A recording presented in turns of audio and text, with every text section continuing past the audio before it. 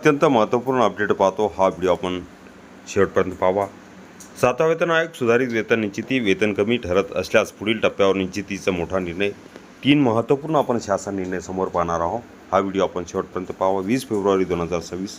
नमस्कार मित्रांनो, चॅनलमध्ये आपले सर्व स्वागत आहे। तत्पूर्वी आपण नवीन असाल चॅनलला आत्ता सबस्क्राईब करा, समोरील बेल आयकॉनला क्लिक करा।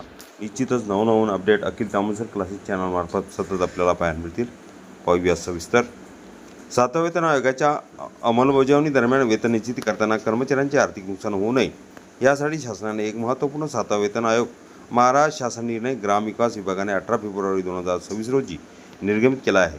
त्यानुसार सुधारित वेतन श्रेणी लागू करताना जर कर्मचाऱ्यांचे वेतन कमी होत असेल तर ते संरक्षित करून पुढील टप्प्यावर निश्चित करण्याचे आदेश देण्यात आले आहेत। या निर्णयामुळे हजारो कर्मचाऱ्यांना 7 पे कमिशन रिव्ह्यूज पे स्केलचा लाभ मिळणार आहे। 7वा वेतन आयोग वेतन निश्चिती नेमकी समस्या काय होती? वेतन त्रुटी निवारण समिती 2024 खुल्ल समितीच्या शिफारशीनुसार शासनाने 2 जून 2025 रोजी अनेक संवर्गाच्या वेतन श्रेणीत सुधारणा केल्या होत्या। तसेच वित्त विभागाने 28 एप्रिल 2022च्या अधिसूचनेन्वये काही वेतनस्तर उदाहरण S27 बदलले होते। मात्र या सुधारित वेतन श्रेणीनुसार 7वा वेतन आयोग सुधारित वेतन निश्चिती करताना असे निदर्शनास आले आहे की काही अधिकारी आणि कर्मचाऱ्यांचे वेतन हे त्यांच्या पूर्वीच्या असुधारित वेतनापेक्षा कमी होते। यामुळे वेतनवाढ मिळण्याऐवजी कर्मचाऱ्यांचे आर्थिक नुकसान होण्याची परिस्थिती निर्माण झाली होती। त्यामुळे आता याबाबत वेतन कमी ठरत असल्यास सुधारित वेतन श्रेणी लागू करण्याबाबत GR निर्गमित करण्यात आला आहे। शासनाचा मोठा निर्णय, वेतन पुढील टप्प्यावर निश्चित होणार। या समस्येचे निवारण करण्यासाठी वित्त विभागाने 19 डिसेंबर 2025 रोजी एक महत्त्वाचे परिपत्रक काढले। त्याची अंमलबजावणी आता ग्रामविकास विभागाने देखील सुरू केली आहे। या शासन निर्णयानुसार वेतन संरक्षण पे प्रोटेक्शन जे 7 पे कमिशन रिव्ह्यूज पे स्केल लागू करताना कर्मचाऱ्यांचे वेतन पूर्वीपेक्षा कमी होत असेल तर ते कमी वेतन अंतिम न करता या सुधारित वेतन श्रेणीतील पुढील टप्प्यावर नेक्स्ट स्टेज निश्चित केले जाईल। कुणाला फायदा? हा निर्णय प्रामुख्याने ग्रामविकास विभागाच्या आधिपत्याखालील कार्यालयातील शिफारसपात्र संवर्गांना आणि वित्त विभागाने नमूद केलेल्या इतर संवर्गांना लागू असेल। उदाहरण समजा ग्रामविकास विभागातील एक कर्मचारी आहे।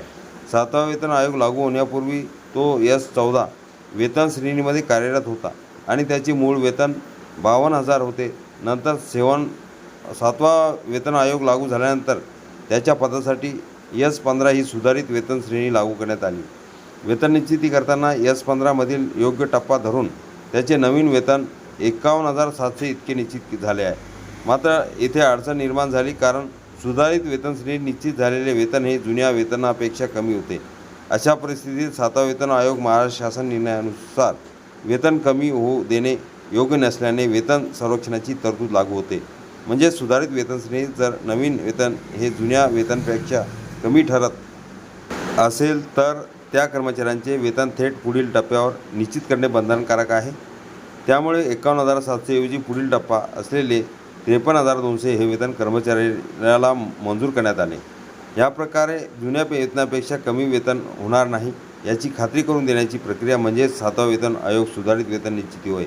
या निर्णयामुळे 7वा वेतन आयोग वेतन श्रेणी महाराष्ट्र लागू करताना निर्माण होणाऱ्या त्रुटी दूर झाल्या असून सर्व कर्मचाऱ्यांना न्याय मिळतो। हीच प्रक्रिया प्रतिसाद 7 पे कमिशन रिव्ह्यूज पे स्केल अंतर्गत राबवली जाते आणि त्यामुळे 7वा वेतन आयोग वेतन श्रेणी अधिक पारदर्शक व कर्मचारी हिताची ठरते।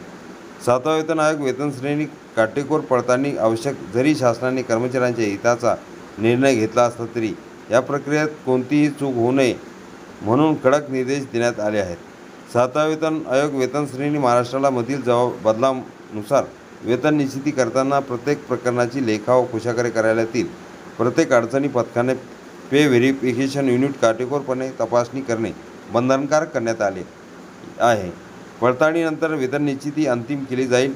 ग्रामविकास विभागातील कर्मचाऱ्यांसाठी महत्त्वाची अपडेट। ग्रामविकास विभागाने 18 फेब्रुवारी 2026च्या परिपत्रकात स्पष्ट केले आहे की वित्त विभागाने 19 डिसेंबर 2025 रोजी दिलेल्या सूचना जशा तशा ग्रामविकास विभागाच्या कर्मचाऱ्यांना लागू करण्यात येत आहे।